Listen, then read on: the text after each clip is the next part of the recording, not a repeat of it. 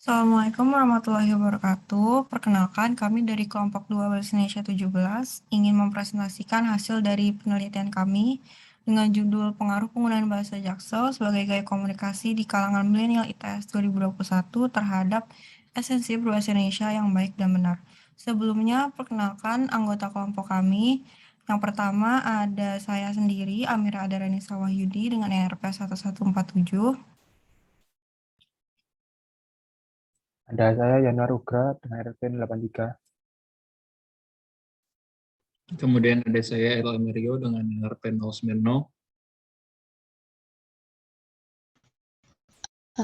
Saya Leoni Purba dengan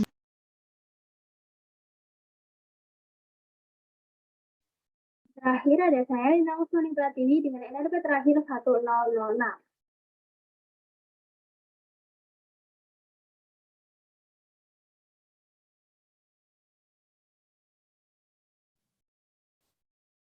Pendahuluan, jadi bahasa Jaksel itu kan bahasa yang paling populer di kalangan masyarakat, khususnya buat para milenial.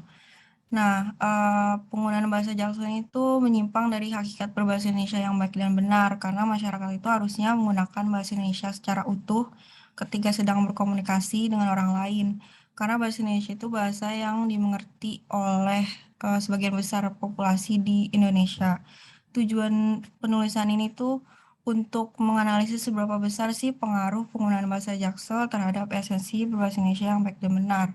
Sebagai acuan penulisan artikel, kami sebagai acuan penulisan artikel, kami memanfaatkan eksistensi dari penelitian sebelumnya yang substansinya serupa dengan judul yang penelitian kami. Penelitian pertama itu milik Arum Puspadewi dengan judul Potret Penggunaan Bahasa Remaja terhadap Eksistensi Berbahasa Indonesia di Kalangan Mahasiswa. Yang kedua ada penelitian berjudul Ekspresi Remaja Milenial melalui Penggunaan Bahasa Gaul di Media Sosial yang ditulis oleh Daro Istiwangsi, Fauzan, dan Vida, yang menyimpulkan bahwa bahasa gaul itu merupakan jenis bahasa yang akan terus berkembang seiring dengan berjalannya waktu. Next.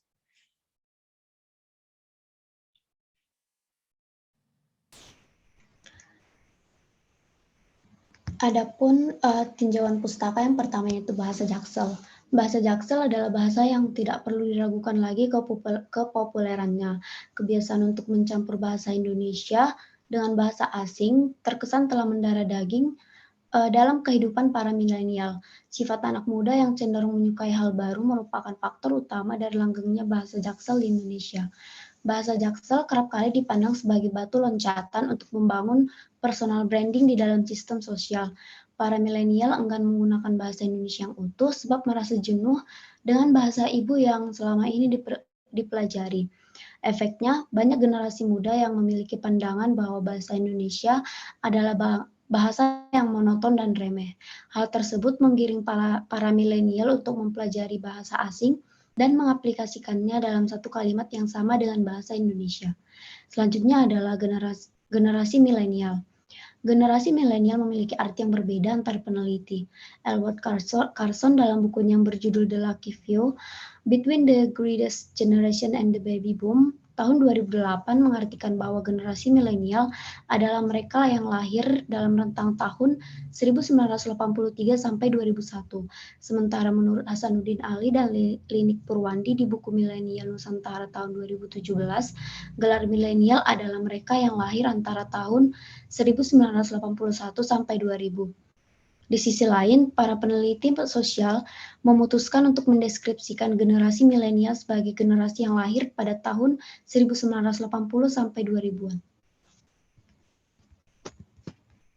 Oke, kita masuk ke subbahasa selanjutnya, ada aplikasi yang merupakan aspek kehidupan yang tidak bisa terpisahkan dari kehidupan masyarakat. Hani Handoko mengartikan komunikasi sebagai proses pemindahan pengertian ke dalam bentuk gagasan atau informasi dari seorang ke orang lain yang melibatkan kata-kata, ekspresi, gestur, intonasi, dan lain sebagainya. Nah, di dalam komunikasi ini kita perlu untuk menerapkan etika komunikasi yang merupakan cara untuk menyelesaikan masalah miskonsepsi gitu teman-teman. Jadi dengan dengan adanya etika komunikasi, maka miskonsepsi antar masyarakat ini akan dapat diatasi. Lalu yang kedua ada bahasa Indonesia, merupakan salah satu ragam bahasa yang kedudukannya paling tinggi di Indonesia. Seminar politik bahasa nasional yang diselenggarakan pada tanggal 25 sampai 28 Februari tahun 1975 secara resmi mengesahkan beberapa butir fungsi bahasa Indonesia yang bisa kita baca sendiri ya teman-teman, yang bisa kita perhatikan sendiri. Di sini ada 4. Lalu karena di dalam kehidupan sehari-hari kita masih sering kan ketemu dengan pelanggaran bahasa Indonesia yang menggunakan bahasa Jaksel seperti substansi dari pembahasan kita. Nah, di pelanggaran bahasa Indonesia ini ternyata bisa saja menjadi ancaman terhadap eksistensi bahasa Indonesia itu sendiri, teman-teman. Jadi menurut Esprit Corder dalam bukunya yang bertajuk Introducing Applied Linguistics menjelaskan bahwa kesalahan berbahasa Indonesia merupakan bentuk pelanggaran terhadap kode bahasa, gitu teman-teman.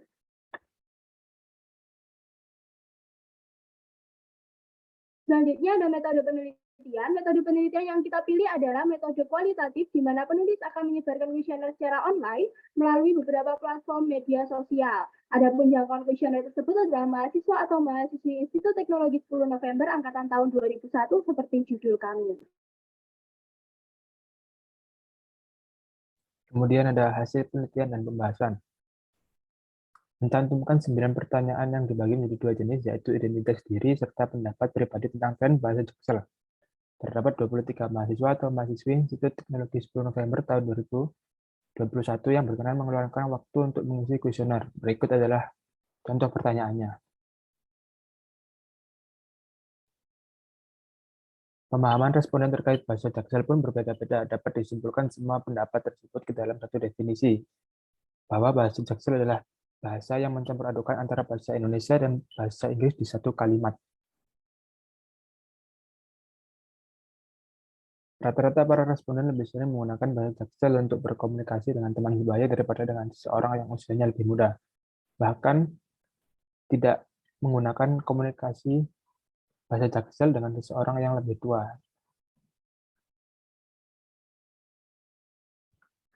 Untuk keefektifan sendiri, bahasa Jaksel ini bisa dibilang tidak efektif. Penggunaan bahasa Jaksel dalam jangka waktu yang terlalu lama akan menyulitkan masyarakat yang kurang familiar dengan jenis bahasa gaul ini, dan juga bahasa Jaksel dikhawatirkan akan melunturkan kebiasaan masyarakat untuk berkomunikasi menggunakan bahasa Indonesia yang baik dan sesuai kaidah.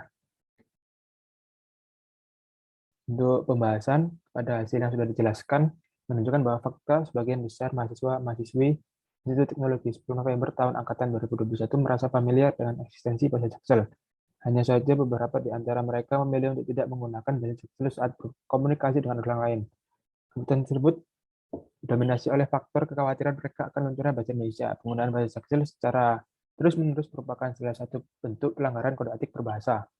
Sebab struktur bahasa Jaksel tidak sesuai dengan kaidah berbahasa Indonesia. Selain itu, bahasa Jaksel rupanya juga dinilai kurang efektif jika digunakan sebagai gaya komunikasi primer. Komunikasi yang seharusnya dilakukan untuk meminimalisir kesalahpahaman justru akan memberikan hasil yang berkebalikan apabila dipraktikkan kepada masyarakat yang tidak mengerti sama sekali tentang bahasa Jaksel. Pelestarian bahasa Jaksel sebagai gaya komunikasi hanya akan menjadi bumerang, sebab memberikan pengaruh negatif terhadap keberadaan teori berbahasa Indonesia dan teori komunikasi. Next. Dari itu, kesimpulan yang dapat saya berikan adalah penggunaan bahasa Jaksel sebagai gaya komunikasi terbukti memberikan pengaruh terhadap esensi berbahasa Indonesia yang baik dan benar. Bahasa Jaksel yang strukturnya jauh dari kaidah berbahasa Indonesia diprediksi bisa mengancam keberadaan bahasa ibu negeri ini. Apabila bahasa Jaksel terus dibiarkan hidup, maka peluang punahnya bahasa Indonesia akan semakin nyata. Lebih lanjut, pelestarian bahasa Jaksel di kalangan masyarakat dinilai mencederai teori komunikasi itu sendiri. Bahasa Jaksel dipastikan mampu untuk memantik beberapa permasalahan komunikasi di dalam tatanan sosial masyarakat Indonesia ke depannya. Pada akhirnya, bahasa Jaksel bukan alternatif yang efektif untuk dijadikan gaya komunikasi sehari-hari di Indonesia. Berikut adalah daftar pusaka. Mungkin sekian dari kelompok 2. Terima kasih sudah mendengarkan.